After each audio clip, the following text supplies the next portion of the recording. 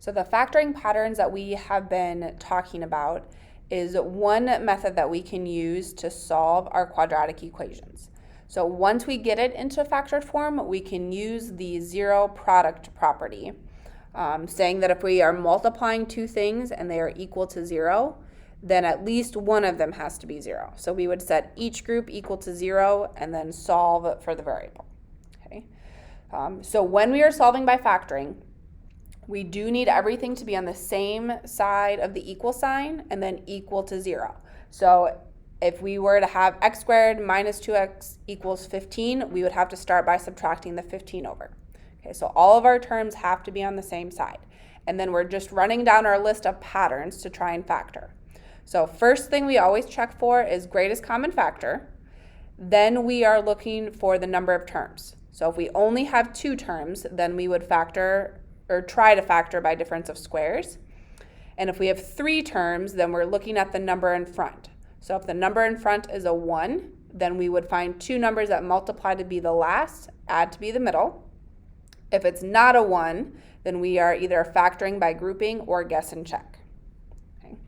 So on this first example, so I have everything on the same side equal to 0. I have 3 terms where my number in front is a 1.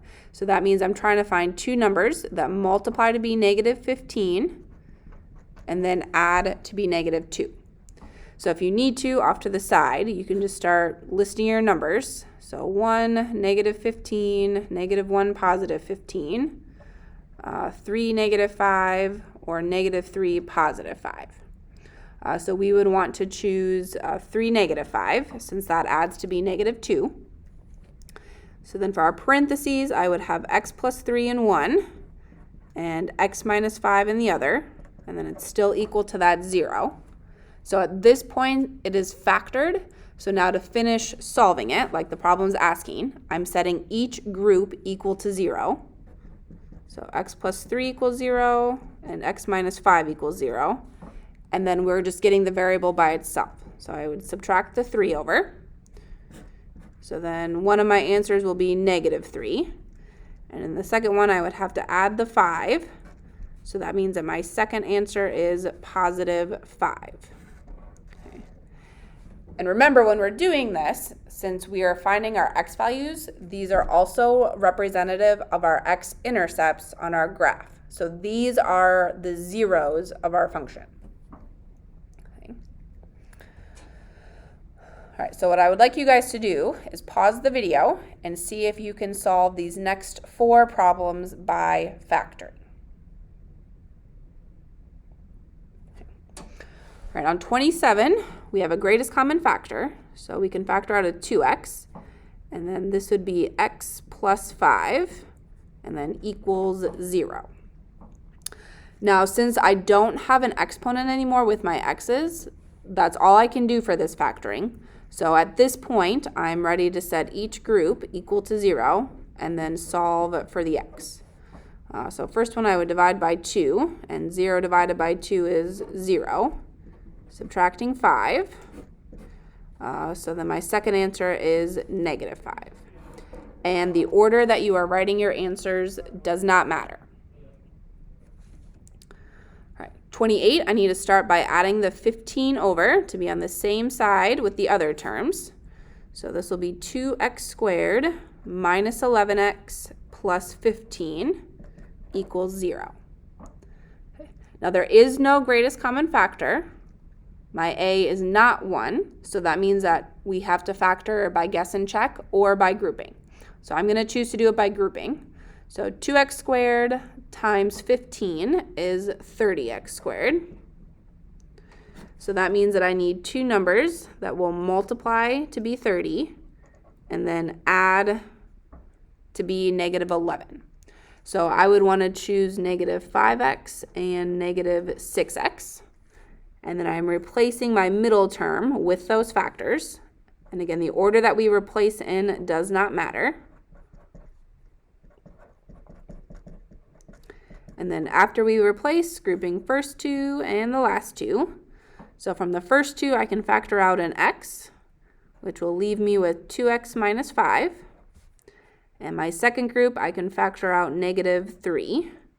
So 2x minus 5 again.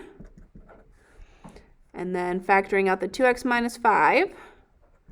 So my second parenthesis will be x minus 3. And then now I'm just setting each group equal to 0 and solving for x. So I would need to add 5. So 2x equals positive 5, and then divide everything by 2. And I'm going to leave my answer as a reduced fraction. I do not want mixed numbers or decimals. So one of my answers is 5/2. And then for my second one, I would add the 3. So then my second answer would be a positive 3.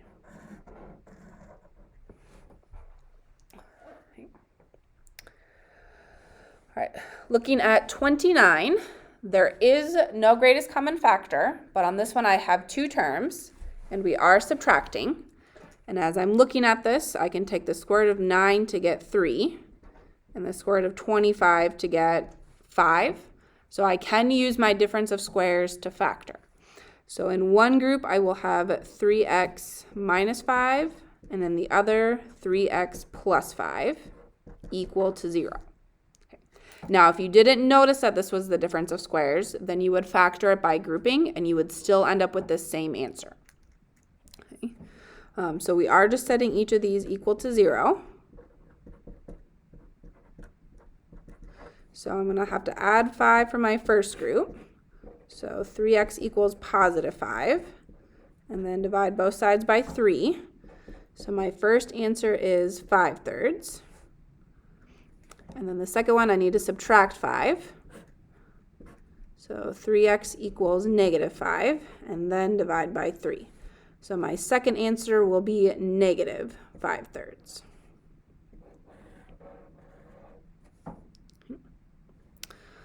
All right, looking at the last one, I have a greatest common factor, so I can factor a 2 out of everything.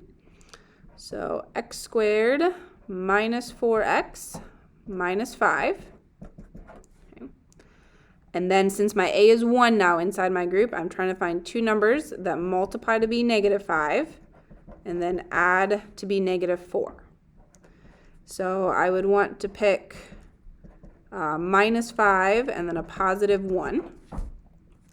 And then I'm setting each group with an x equal to 0. So x minus 5 equals 0, and x plus 1 equals 0.